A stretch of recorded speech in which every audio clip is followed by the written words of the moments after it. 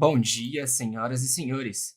Sejam bem-vindos à videoconferência da Companhia Paranaense de Energia Copel para a discussão dos resultados referentes ao terceiro trimestre de 2024. Esta videoconferência está sendo gravada e o replay poderá ser acessado no site da companhia, ri.copel.com. A apresentação também está disponível para download. Informamos que todos os participantes estarão apenas assistindo a videoconferência durante a apresentação, e em seguida iniciaremos a sessão de perguntas e respostas, quando mais instruções serão fornecidas. Antes de prosseguir, aproveito para reforçar que as declarações prospectivas têm como base as crenças e suposições da administração da Copel e as informações atuais disponíveis para a companhia. Essas declarações podem envolver riscos e incertezas, tendo em vista que dizem respeito a eventos futuros e dependem de circunstâncias que podem ou não ocorrer. Investidores, analistas e jornalistas devem levar em conta que eventos relacionados ao ambiente macroeconômico, ao segmento e a outros fatores podem fazer com que os resultados sejam materialmente diferentes daqueles expressados nas respectivas declarações prospectivas. Apresentam essa videoconferência o Sr. Daniel Slaviero, CEO da Copel, o Sr. Felipe Guterres, CFO da Copel, bem como diretores das subsidiárias que estarão disponíveis para a sessão de perguntas e respostas. Gostaria agora de passar a palavra ao CEO da Copel, que dará início à apresentação. Por favor, Daniel, pode prosseguir. Olá, muito bom dia a todos. Agradeço a participação em nossa videoconferência. Cumprimento aqui os meus colegas diretores da Copel. Além de mais um trimestre com sólidos resultados operacionais, eu estou feliz em compartilhar com vocês relevantes entregas que ocorreram ao longo desse período. No consolidado da Copel, o nosso EBITDA ajustado superou 1,2 bilhão. O lucro líquido reportado também rompeu a mesma barreira de 1,2 bilhão, impulsionado não só pelos resultados dos nossos negócios, mas também positivamente impactado por alguns eventos extraordinários, que somados chegam a aproximadamente 645 milhões. O primeiro deles, o closing dos desinvestimentos da Compagás e UEGA, com reconhecimento de 470 milhões no período. Ambas as alienações estão em linhas com a nossa estratégia de descarbonização da matriz e foco no core da energia elétrica. Segundo, a conclusão da venda dos imóveis da Copel GIT, no valor de 286 milhões, agregando ao lucro líquido aproximadamente 175 milhões. Esses imóveis eram compostos de diversos terrenos espalhados por todo o Paraná, incluindo vilas residenciais das usinas, que não contribuíam para a geração de energia e custavam quase 5 milhões anuais de manutenção. Esses dois movimentos representam mais um exemplo da execução impecável do nosso plano estratégico que apresentamos aos investidores no follow-on em meados de 2023. Quero destacar também que, em linha com as nossas práticas e com a nossa política de dividendos, declaramos proventos de 485 milhões a serem pagos em 29 de novembro, o equivalente a um payout, a 50% de payout, considerando os resultados do primeiro semestre desse ano. Outra marca da nossa gestão é a consistência nas entregas. Nesse trimestre, além de concluirmos a saída de 1.258 colaboradores em 14 de agosto, fizemos esse movimento garantindo a qualidade do atendimento aos nossos clientes. Isso só foi possível graças a um extenso mapeamento de processos e atividades críticas, aliado a um detalhado plano de transferência de conhecimento, mobilidade e promoções internas. Todo esse trabalho, desenvolvido ao longo dos últimos meses, possibilitou uma transição segura e a manutenção dos níveis de qualidade dos nossos serviços prestados. A redução dos custos com pessoal, isolando o efeito inflacionário e colocando em bases comparáveis, foi de uma queda de 11,2%. O Felipe trará mais detalhes dos nossos números de P e MSO ao longo desse trimestre. E dentro do aspecto de gente, uma das coisas que tem mais me trazido alegria dessa nova fase da Copel é a capacidade de reter e atrair os melhores talentos do mercado para a nossa empresa. Juntaram-se a nós, nas últimas semanas e meses, os seguintes vice-presidentes: Márcia Baena, de Gente e Gestão; Diogo Macorde, de Estratégia, Novos Negócios e Transformação Digital. Nesta semana, Yuri Ledra, Jurídico e Compliance, e o Marco Antônio Vilela, da Copel Distribuição, que está aqui conosco nesse call. Todos esses profissionais com uma longa bagagem profissional, passagens em diversas empresas de renome, mas principalmente com competências necessárias para este momento de transformação da companhia. E eles vieram se somar aos mais de 4.500 copelianos que constituem o principal ativo da nossa Copel e que no último dia 26 de outubro completamos 70 anos de existência da companhia. Para finalizar, abordarei um tema de extrema relevância para o setor, a comercialização de energia, especialmente do portfólio da Copel Geração e Transmissão. Executamos com excelência a nossa estratégia de venda de energia no período. Desde o final do ano passado, temos realizado diversas vendas de maneira escalonada em pequenos montantes, pequenos e médios montantes, para diminuir e dirimir o risco de descontratação e buscarmos um PMix ótimo. Chegamos então ao terceiro trimestre e os preços melhoraram consideravelmente. Intensificamos as nossas vendas, resultado em aumento significativo das margens. E fechamos esse trimestre, mas com uma soma maior do que dos últimos 2 trimestres, dos primeiros 2 trimestres do ano. Foram mais de 537 megawatts médios contratados por um período de 25 a 28. Esta abordagem não só otimiza e melhora os nossos resultados financeiros, mas também nos posiciona como um player ágil, atento às oportunidades de mercado e responsivos à volatilidade de preços. Com isso, podemos observar no gráfico que os níveis de contratação do portfólio da Copel GeT para 25 e 26 estão praticamente alinhados e fechados e considerando um hedge ao entorno de 15%, que é o que nós normalmente deixamos, com ainda um espaço adicional, especialmente para o ano de 2026. Outro ponto que gostaria de abordar é sobre o risco de crédito no mercado, com rumores que mais uma comercializadora de porte razoável estaria com dificuldades financeiras. Essa não foi a primeira e nem será a última vez que isso acontece, ainda mais com essa nova realidade de mercado, que contém variações abruptas de preços, risco de submercados, modulações, entre tantas outras características. E o que nós temos feito é buscarmos cada vez uma política mais restritiva de crédito e mantermos relacionamentos de longo prazo apenas com contrapartes de grande porte ou clientes finais. Isso tem possibilidade de passarmos por esse período de turbulência com impactos praticamente nulos ou muito baixos para uma empresa do porte como a Copel. E para finalizar, eu quero convidar a todos que participem do Copel Day, que será realizado no dia 26 de novembro, aqui na sede da empresa em Curitiba, para os que venham presencialmente, ou, evidentemente, de forma online. Mas faço votos e insisto aqui o convite para que o máximo de pessoas, investidores, possam estar aqui conosco. A nossa agenda contará com a apresentação do novo C-Level da Copel e painéis com os principais tópicos da nossa estratégia de geração de valor. Serão abordados temas como transformação organizacional, gente, gestão e cultura, eficiência, investimentos, inovação, enfim, comercialização, como comentamos um pouco, gestão do portfólio, revisão tarifária e regulação. E, afinal, haverá ainda salas temáticas com os nossos principais executivos. Quero enfatizar que estamos vivendo um momento único na empresa e temos a convicção que a Copel será a grande referência do setor elétrico nos próximos anos. E agora, convido o Felipe para dar mais detalhes dos resultados e depois vamos para a sessão de Q&A. Muito obrigado. Bom dia a todos. Gostaria de iniciar reforçando um ponto fundamental da nossa tese. Somos uma empresa integrada, com portfólio diversificado e com concessões de longo prazo.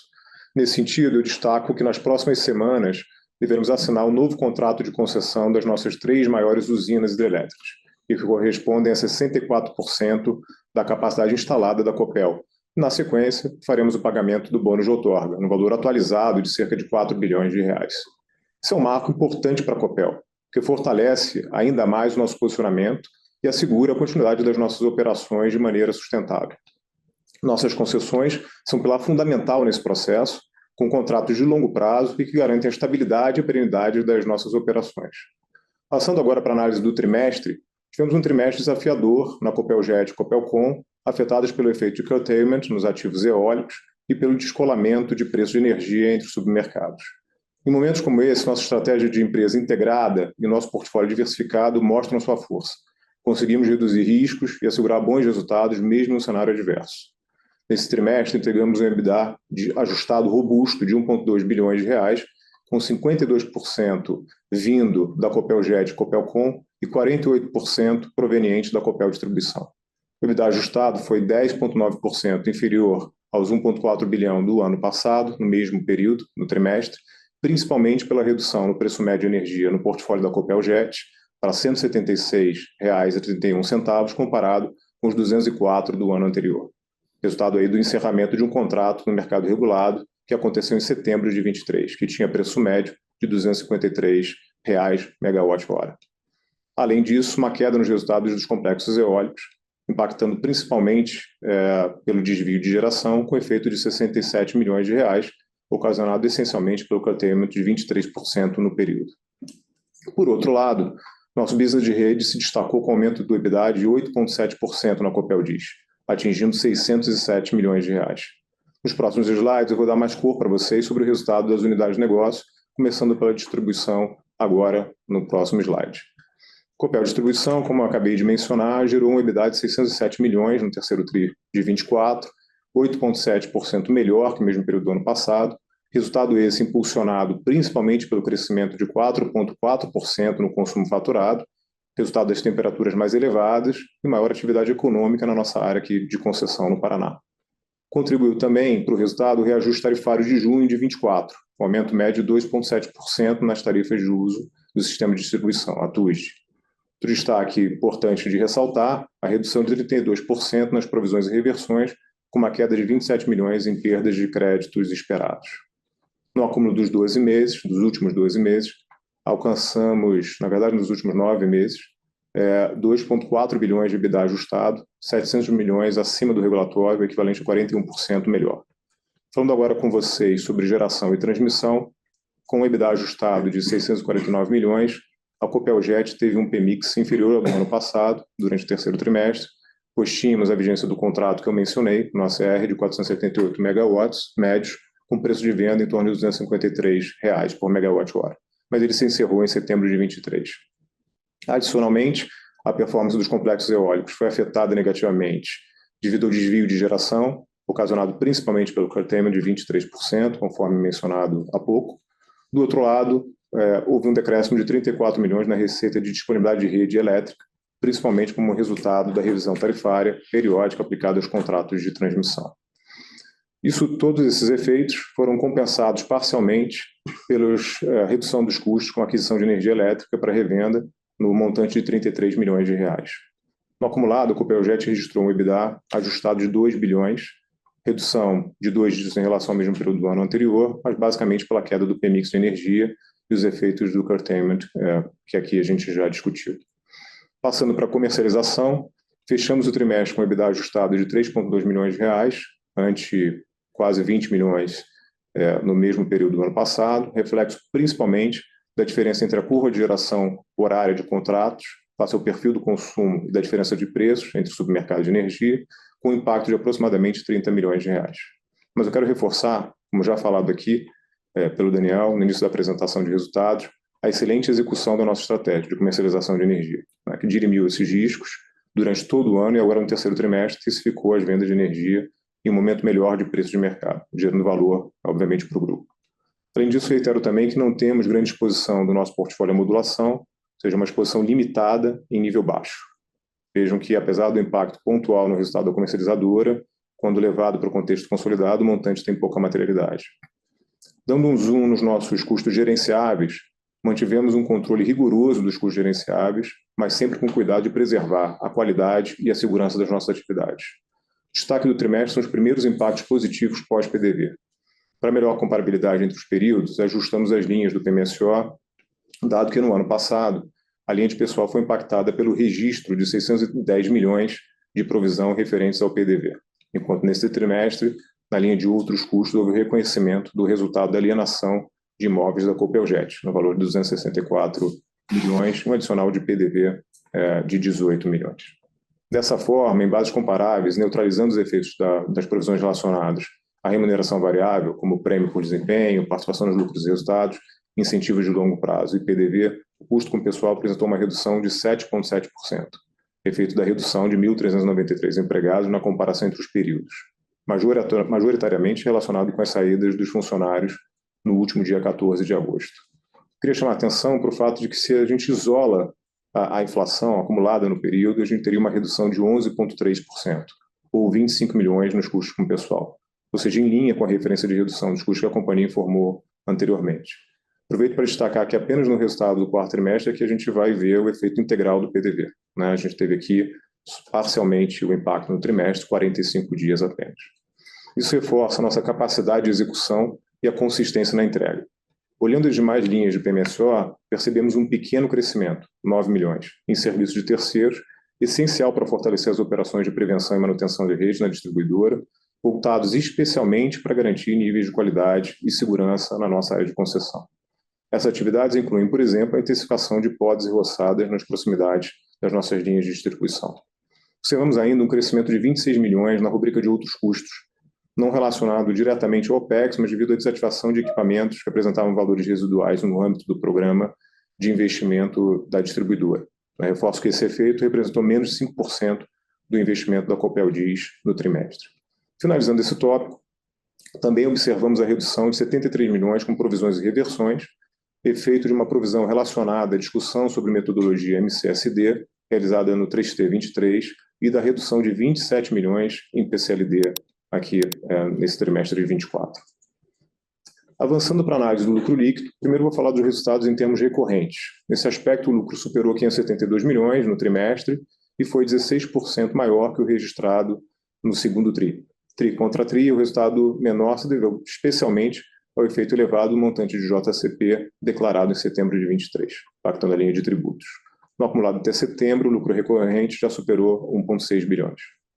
Agora, olhando para o resultado reportado, temos um lucro de 1,2 bilhões nesse trimestre, alavancado principalmente pelo resultado da alienação da Compagás, o EGA e dos imóveis da Copeljet, que somados impactaram o lucro líquido em 645 milhões de reais. Com isso, temos um resultado acumulado no ano de 2,2 bilhões, que é 61% acima do ano passado. Mudando agora o foco para investimentos, tivemos um CAPEX histórico, fortemente puxado pelo plano de investimento da distribuição, com foco na base de remuneração regulatória, com eficiência e qualidade dos serviços. Já realizamos 75% do CAPEX previsto para o ano, principalmente na Copel DIS, que responde por 86% do previsto. O andamento dos investimentos está em linha com o nosso cronograma. Finalizo, então, dando cor ao nosso endividamento.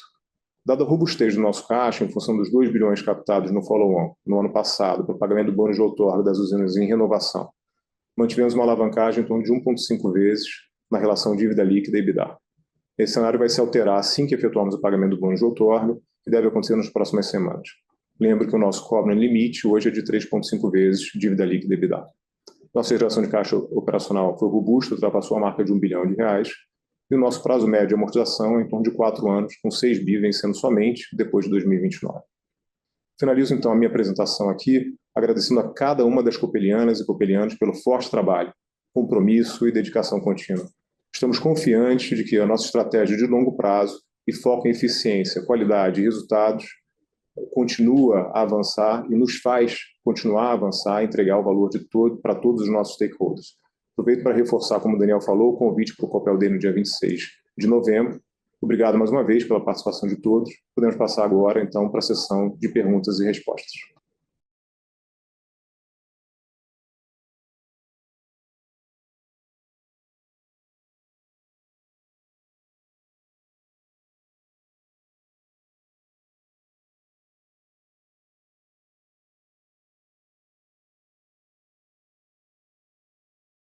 Nossa primeira pergunta vem via texto do Sr. Reinaldo Francisco. Parabéns pelos resultados! Com os desinvestimentos realizados, a Copel virá forte na temporada 2025/2026 de leilões de transmissão? Existe a possibilidade da Copel investir no mercado livre da energia? Olá, Reinaldo. Bom dia. Nós não estamos com nenhum investimento em leilão de transmissão previstos, pelo menos para o ano 2025, né? Nós participamos aqui do último leilão agora ao longo desse ano porque estava aqui dentro das nossas, do lado aqui das nossas operações, com muitas sinergias, e então não está no foco da nossa prioridade para 2025 e nem para 26. Por quê? Porque nós vemos algumas oportunidades que nós consideramos orgânicas, inclusive aqui na questão do leilão de capacidade, no último ciclo do investimento da Copel Distribuição, 2025. Ontem também anunciamos o CAPEX para 2025, 3 bilhões e 29, em que o mercado pode perceber aí, mais um compromisso robusto de investimentos aqui na melhoria da nossa rede, na redução dos custos e na melhoria do atendimento também ao cliente. Em paralelo, na Copel GIT também um valor bastante expressivo, acima de 200 milhões de reais de reforços e melhorias. E em relação a investimentos nas áreas de comercialização, acho que o Rodolfo está conduzindo aqui, montando, reestruturando o time.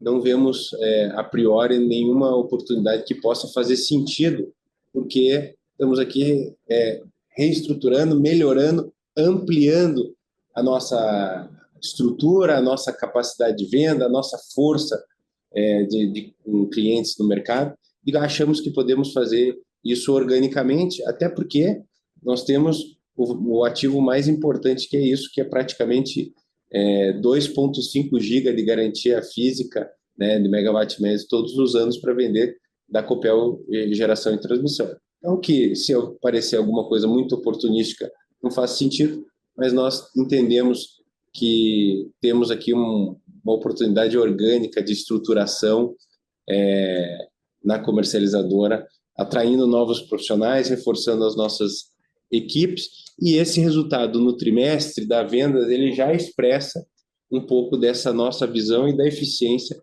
que o Rodolfo tem imprimido aqui com a sua chegada também nessa nova leva de profissionais que fazem parte do time da Copel.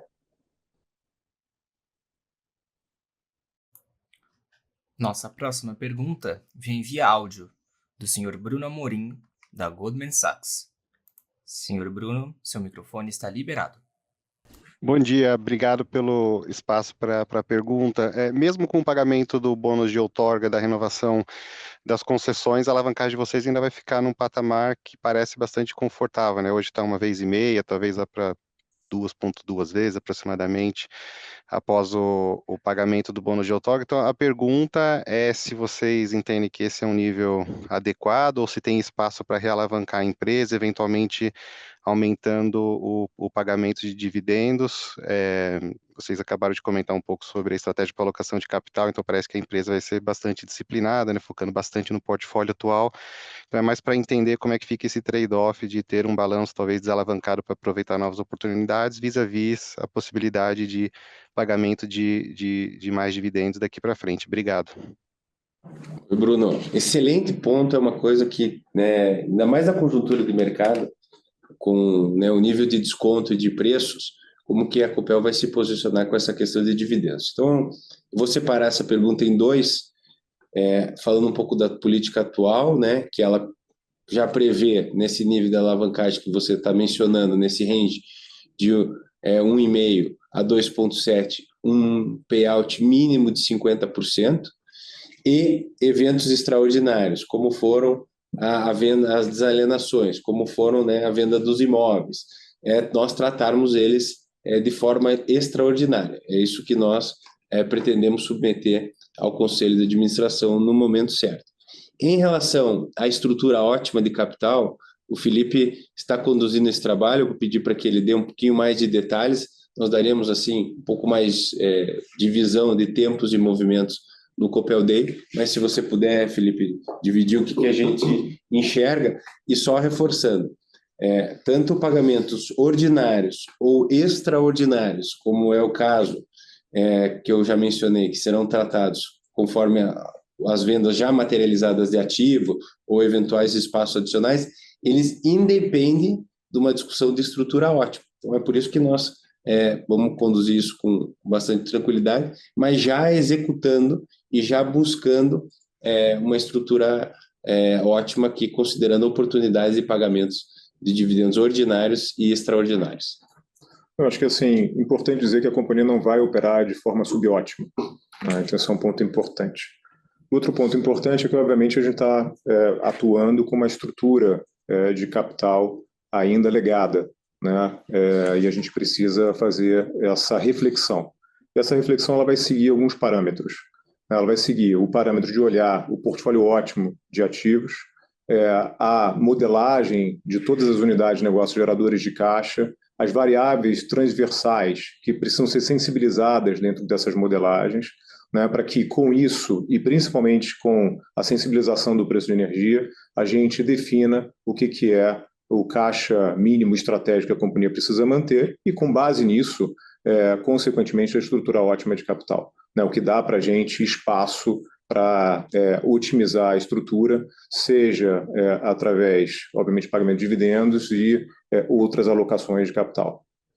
Além disso, só comentando aqui, viu, Bruno, como o Felipe falou, essa estrutura e a nossa política já nos dá flexibilidade, inclusive para nós analisarmos o JCP, né? Já foram feitos aqui ao longo do ano pagamentos nesta modalidade e, como é de praxe, nós sempre fazemos uma reavaliação até o fim do ano, se tem espaço de oportunidades de otimização utilizando essa ferramenta do JCP. Então, tudo isso ele vai caminhando para que nós possamos, com o fechamento do ano, já com esse incremento de 2 bilhões e 200 no lucro líquido até nos últimos 9 meses, mais o que já daria já 50%, mais os extraordinários que eu já comentei, eu acho que nós já vamos nos aproximando ou em direção ao caminho da Copel, como uma empresa madura, com ativos, com uma geração de caixa excelente, já possa usar essa alavancagem, esse pagamento de dividendos como uma forma de corrigir a sua alavancagem. Só lembrando que na história da Copel, isso já foi feito. No primeiro ciclo aqui de 19 a 24, nós estávamos lá também com uma alavancagem muito baixa, abaixo de 1, e dissemos que essa pagamento de proventos fazia parte da estratégia com a venda da Copel Telecom, né, eram outros patamares, outras dimensões de valores, mas é uma coisa que nós, ao longo do tempo, já fizemos e utilizamos isso muito bem, e sabemos que neste momento em que o mercado está muito descontado, essa é uma das melhores, vamos dizer, alocações de capital para esses recursos que são provenientes da operação da companhia. Perfeito, obrigado, bom dia a todos. Nossa próxima pergunta vem via texto da senhora Liana Yang, do HSBC. Bom dia, poderiam comentar sua estratégia para a comercialização da energia ainda não contratada e a tendência de preços dada a incerteza do impacto de hidrologia nos preços de curto prazo? Obrigado. Rodolfo, eu vou passar para você fazer um pedaço dos comentários. Depois, Bertolczi, também, se você quiser, sobre a questão de GSF, o momento ideológico. Mas, por favor, Rodolfo, divida um pouco aí com a nossa estratégia, como que nós temos executado aí bem, aproveitando as oportunidades aí da volatilidade de preço. Perfeito. Bom dia. Bom, vamos lá. Primeiro, essa queda de preço recente, ela já era esperada, a gente já tinha simulado. E por isso que a nossa estratégia foi acelerar as vendas de 25, 26 em diante, durante esse trimestre, um pouco em outubro, antes do início do período úmido, né?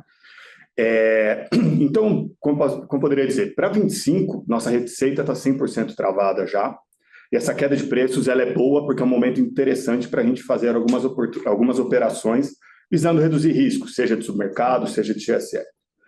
Para 26 em diante, dada a nova estrutura do sistema, cada vez mais a gente vai ter mais volatilidade, como o Daniel disse. Então, mesmo com essa chuva, a gente ainda não está vendo a recuperação relevante dos reservatórios. A gente entende que com o fim dela, haverão boas oportunidades para travar a energia disponível ainda para venda de 26, lembrando que é um montante que corresponde a aproximadamente 10% da nossa garantia física, né? E o mesmo se aplica de 27 em diante, né? Então a ideia é sempre essa. A gente sabe que vai ter janelas de preço alto, janelas de preço baixo. O importante é estar com o time comercial afiado para tomar proveito dessas janelas. O preço caiu, é um momento interessante para a gente reduzir risco, para a gente travar o nosso portfólio e fazer algumas operações muito mais visando uma constância de resultado. O preço subiu, é hora da gente travar essa receita, sempre respeitando o limite de crédito, com uma boa liquidez, com esse time comercial cada vez mais adaptado a essa nova realidade do mercado. GSF, Bertol, se quiser dividir um pouco aqui. Bom dia a todos.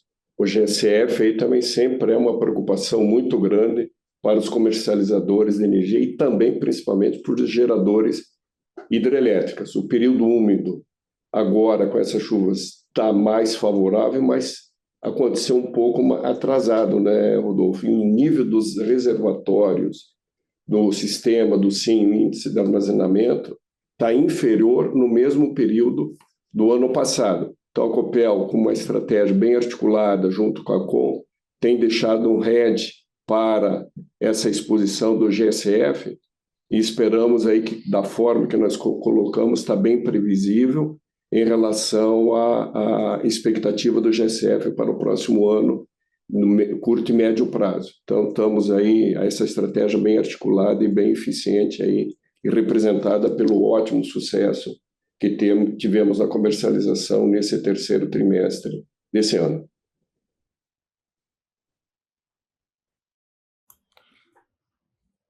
Nossa próxima pergunta vem do Sr. Arlindo Souza. Podem comentar sobre expectativas da companhia para níveis de curtailment no 4T24 início de 25, dadas mudanças na metodologia de aplicação pelo ONS e entrada de linhas de transmissão no Nordeste? Oi, Arlindo. Excelente ponto, né? Acho que essa questão do curtailment tem sido muito sensível para todo o setor, mas eu queria primeiro fazer uma contextualização aqui, né? De qual é o tamanho desses impactos no ambiente Copel. Primeiro que vocês acompanhem, eu acho que é uma das grandes fortalezas da Copel é ser uma empresa integrada, em que você tenha a distribuidora aí com praticamente quase 50% do nosso resultado do trimestre vindo dela, com um excelente desempenho aqui do Vilela e do time. Depois, dentro da geração e transmissão, você tem já uma parcela mais de R$1 bilhão por ano, quase aproximando aí 1 bilhão e 200 de RAP, né, que estão imunes. E daí, quando você entra no portfólio de geração, nós temos 81% da nossa geração de fonte hídrica, que é, né, a que dá estabilidade para o sistema, que isso vai, na nossa visão, ter valores, atributos a serem valorados e precificados de uma melhor forma nos próximos anos. Então, dentro desse contexto aqui, do 19%, de uma área que é menos de 20% da companhia, nós temos visto situações bem complexas, né? Você veja que na própria Copel o curtailment representou aproximadamente acima de 20%.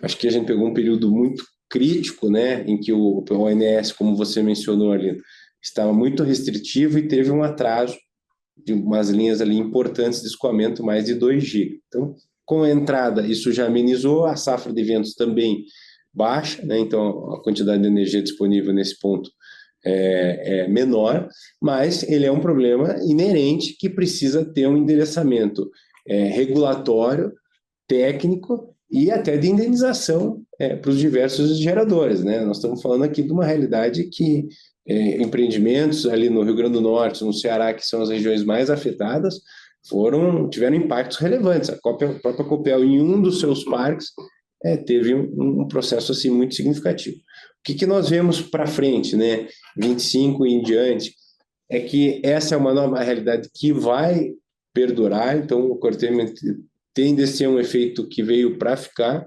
O que nós achamos é que haverá níveis talvez um pouco menores, não tão significativos, não tão expressivos.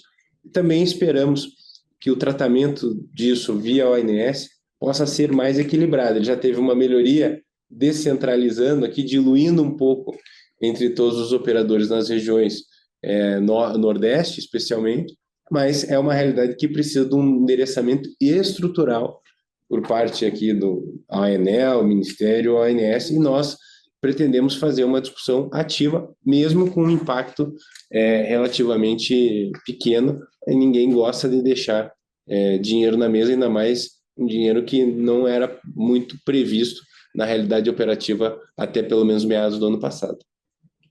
Claro, fica à vontade, Berto.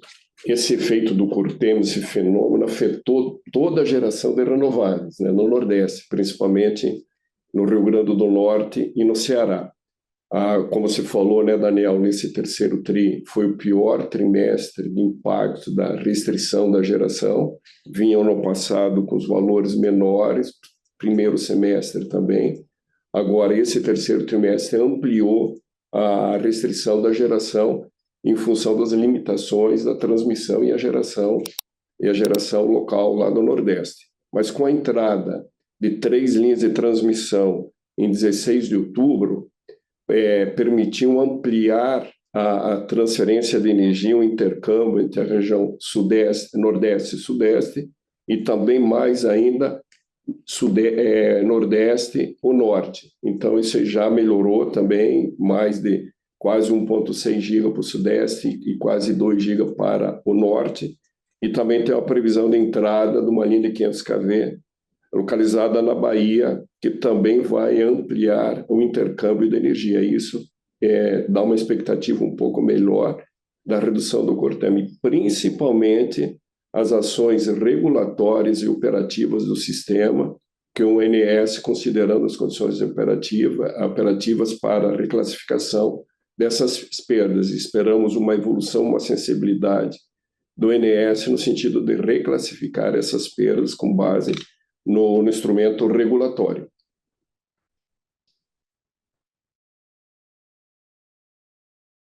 Nossa próxima pergunta vem via áudio, do senhor Daniel Travitsky, do Safra. Senhor Daniel, seu microfone está liberado. Fala, pessoal. Bom dia, obrigado pela oportunidade. Queria que vocês pudessem, por favor, comentar um pouquinho mais sobre a dinâmica de custos, né? A gente viu uma redução aí na linha de pessoal, né? Acho que muito em linha do PDV que vocês já tinham colocado, mas queria entender um pouquinho melhor, né, o agregado aqui da distribuidora, né? A gente viu um aumento, principalmente ali na linha de terceiros, né? Quando a gente olha no ano contra ano. Então, queria entender um pouquinho mais como que vocês estão enxergando essa dinâmica e o que a gente pode esperar aí, olhando para 2025 para frente. Obrigado, pessoal. Ótimo, obrigado, Xará. Vai lá, Felipe.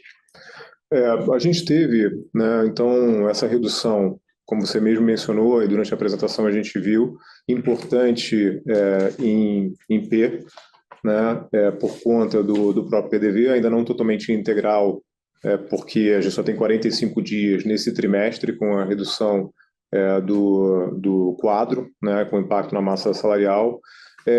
Olhando o PMSO e dando um foco, um zoom na distribuidora, tem 2 efeitos para chamar a atenção. Um efeito em S, né, e aí esses serviços são basicamente relacionados à qualidade do serviço e manutenção, né? Depois o Vilela faz um comentário. E a gente também teve baixas, né, de equipamentos, como eu mencionei na apresentação, que afetaram mais de 20 milhões de reais a linha de PMSO, que está relacionado, não é exatamente OPEX, mas é função do nosso plano de investimentos da distribuidora, que depois, obviamente, vai ter uma contrapartida na base, né, de remuneração. Então, Vilela. Bom dia, Daniel. Bom dia a todos e todas. Reforçando o que o Felipe disse, nós tivemos um trimestre com uma frequência e intensidade dos temporais atípicas. Então, nós reforçamos as nossas equipes operacionais no sentido de manter a qualidade de fornecimento aos nossos clientes. Esse foi o principal motivo do aumento na linha serviços. E complementando aqui, viu, Daniel?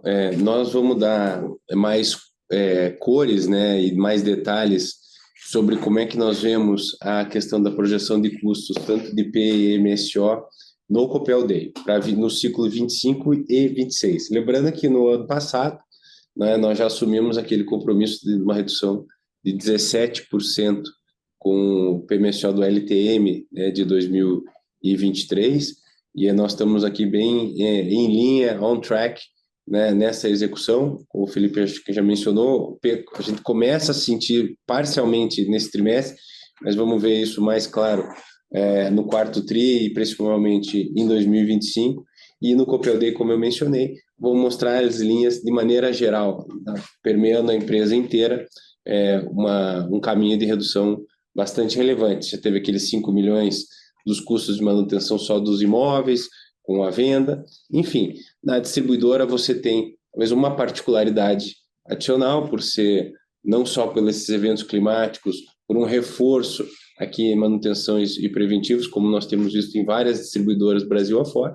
Também temos que levar em conta que nós estamos no último ciclo tarifário, que precisa ter algumas pontos de atenções aqui, mas vamos fazer uma visão 25 e 26, esperando não só atingir as metas que nós falamos no Copel Day de 23, mas alguns objetivos mais audaciosos, um pouco mais audaciosos nessa linha. Lembrando que ela não é um fim em si mesmo, né?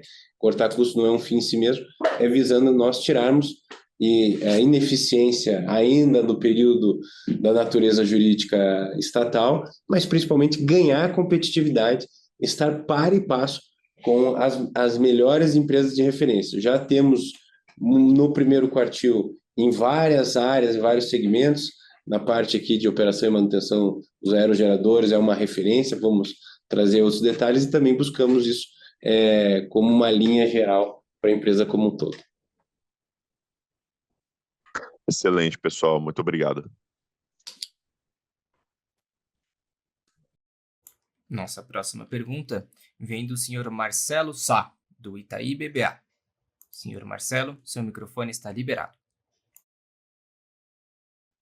Oi, pessoal. Obrigado pelo call. Eu tenho uma pergunta sobre o leilão de reserva de capacidade. Vocês podiam dar um pouco mais de informação, né? Era para esse edital já ter saído, né? Alguns meses atrás se achava que esse leilão aconteceria esse ano, agora com certeza só no ano que vem. E teve aí também, obviamente, nas últimas semanas uma mudança relevante no cenário hidrológico, então eu queria entender com vocês, vocês acham que isso pode ter alguma implicação até no montante de capacidade a ser contratado? Eu entendo que não, mas enfim, queria ouvir um pouco a visão de vocês, se vocês ainda acham que vai ter muita capacidade sendo contratada. E aí, por último, talvez falar sobre obviamente, se vocês puderem comentar, né, sobre o volume que vocês venderam de energia ali, principalmente de 26 até 28, uma ideia de preço, um range de preço, se for alguma coisa ali na casa de R$160, R$150, dado que o trimestre estava bem positivo para comercialização. Obrigado. Tá bom. Oi, Marcelo. Em relação ao leilão de capacidade, a necessidade do sistema é premente. Então, nós achamos e continuamos achando que essa portaria, com as condições, as linhas gerais e os contornos, elas são eminentes, né? Eu não acredito, assim, tenho dificuldade em crer que isso vai passar, não pode passar do mês de novembro para que isso seja publicado. E aí, como você mesmo falou, né, aí vai isso aí para o primeiro trimestre, provavelmente para o final do primeiro trimestre, ali no mês de março. Né, nós não temos nenhuma informação ainda em relação ao tamanho disso, qual que vai ser a segmentação de produtos. O que nós sabemos é que a expectativa é que haja um volume bastante razoável aí, de hídricas, né? Esperamos que seja o maior possível, até porque elas complementam muito a questão da necessidade de segurança do sistema. É premente já para 27, 28 e já um pouquinho para o final de 26. Então, nossa visão é que é uma questão de realmente de semanas, dias, se não semanas, aí para que isso possa sair. E nós, como já foi dito, né, estamos aqui nos preparando já com bastante avançado para poder participar de maneira bem competitiva. E em relação aos volumes aqui, Rodolfo, se você puder pelo menos dar um range, assim, bastante, não, com alguma amplitude, né, não muita, mas também não pouca, do que é isso, até pela estratégia de confidencialidade dessa informação. Não, perfeito. Sim, um range bem grandes números, né? A gente pode considerar que, tirando o 25, que está bem acima do preço atual de mercado, mas que a gente executou a nossa estratégia de 10 a 15 reais acima do preço hoje, né? Então, vamos lá, o 26 acima de 160, o 27 acima de 150, e assim vai, né? Então, dando um range bem macro, né? E o 25 acima de 175, foram mais ou menos nessa faixa, sempre respeitando bastante o limite de crédito, né? A gente tem que tomar cuidado nessas oscilações de mercado, que aparece muita proposta boa, mas não necessariamente muito robusta, né? Então, a gente tomou bastante cautela, dada a estação do mercado, e conseguiu travar isso, mantendo toda a nossa qualidade de carteira. Né? Excelente. Muito obrigado aí, pessoal.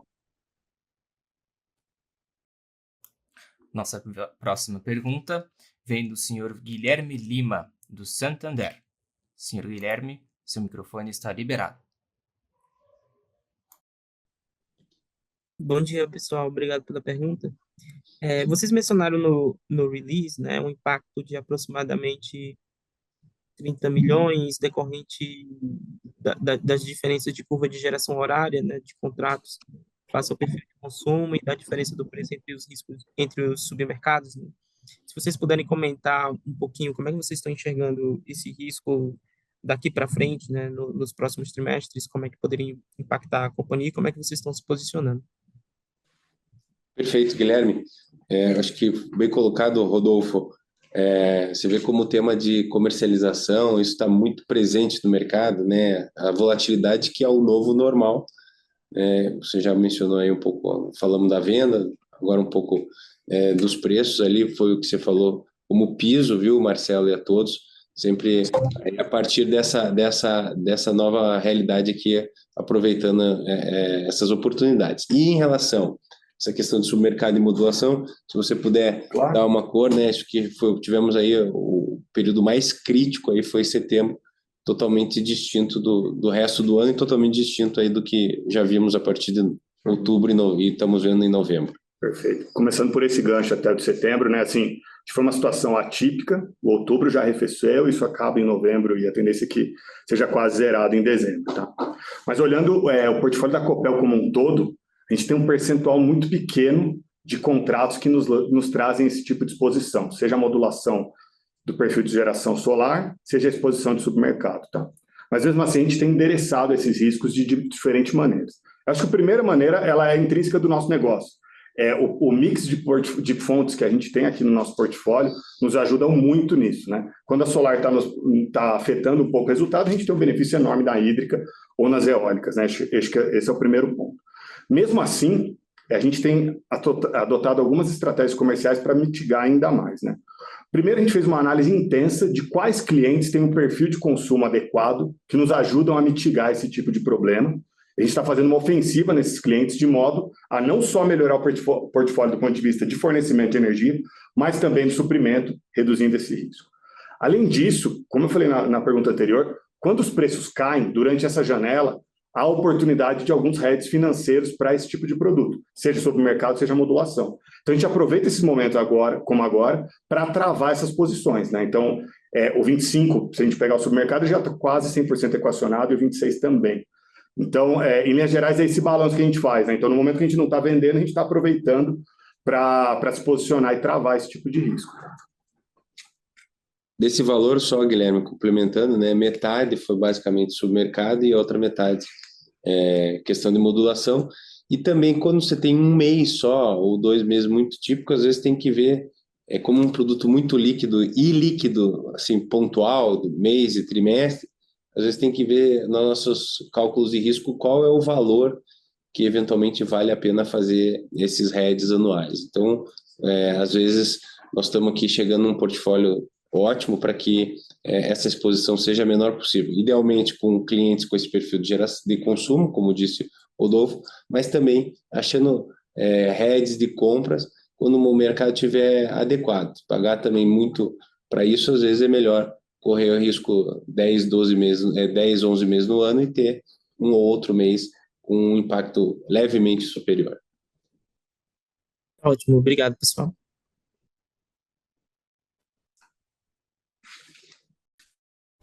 Nossa próxima pergunta vem do senhor Antônio Junqueira, do BTG Pactual. Senhor Antônio, seu microfone está liberado.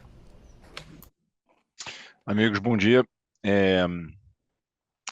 É muito legal ver a empresa nos últimos meses se reforçando, né? Chegando bastante gente de peso para ajudar, Daniel, você e sua equipe aí no dia a dia, né? Então, os últimos comunicados foram super legais.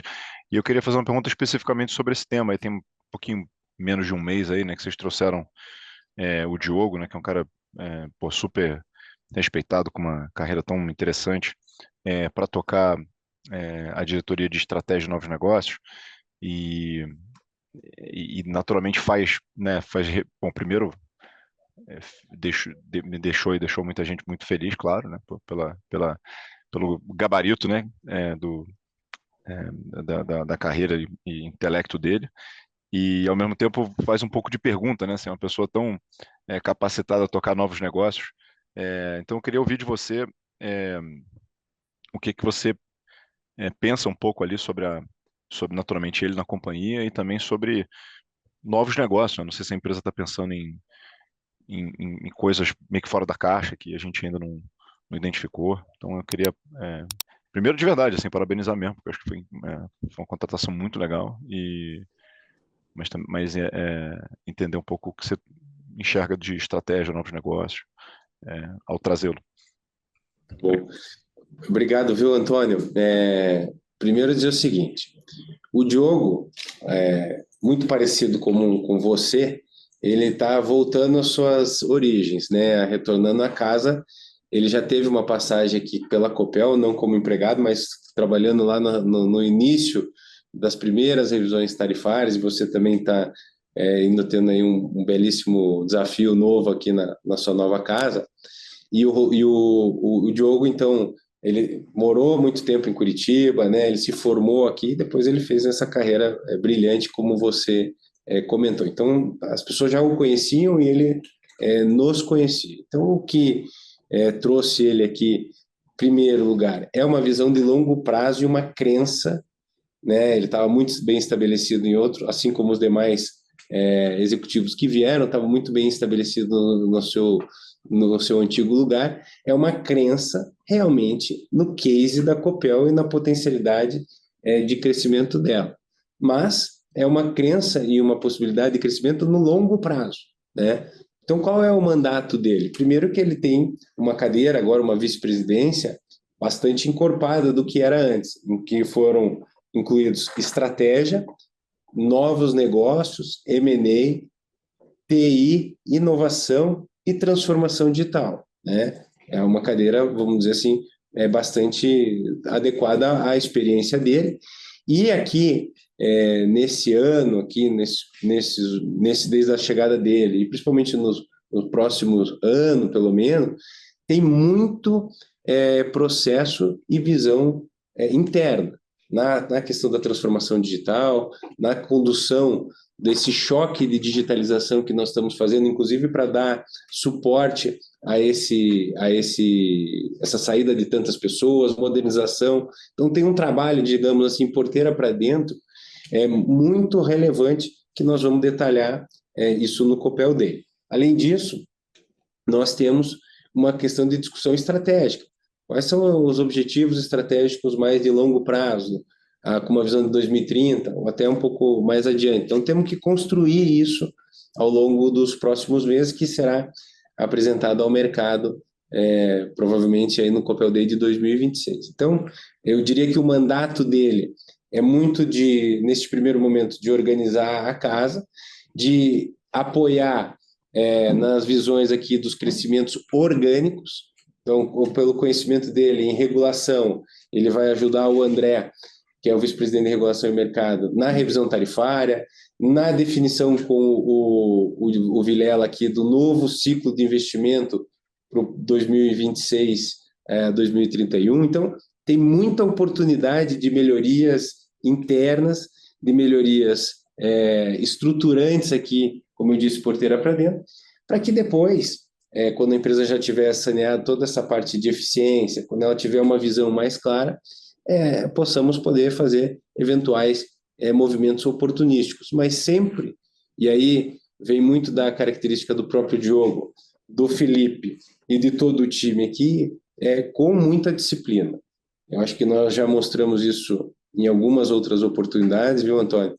Mostramos isso no leilão de transmissão, que fomos para aquela classe de ativos bastante disciplinados, e temos aqui essa visão regulatória, institucional, de infraestrutura, de negócio, né? Estamos revisando todos os nossos processos, frameworks aqui num trabalho conjunto com o Felipe, da maneira com que os investimentos são analisados, das estruturas né, de capital para os investimentos. Então, nós estamos assim muito bem e satisfeitos, e agradeço aí o teu reconhecimento, teu e certamente de boa parte do mercado, com a chegada dele para se somar a esse time aqui de grandes talentos que vieram agora e os talentos que já estão na companhia, que trouxeram ela até o presente momento. Maravilha, obrigado.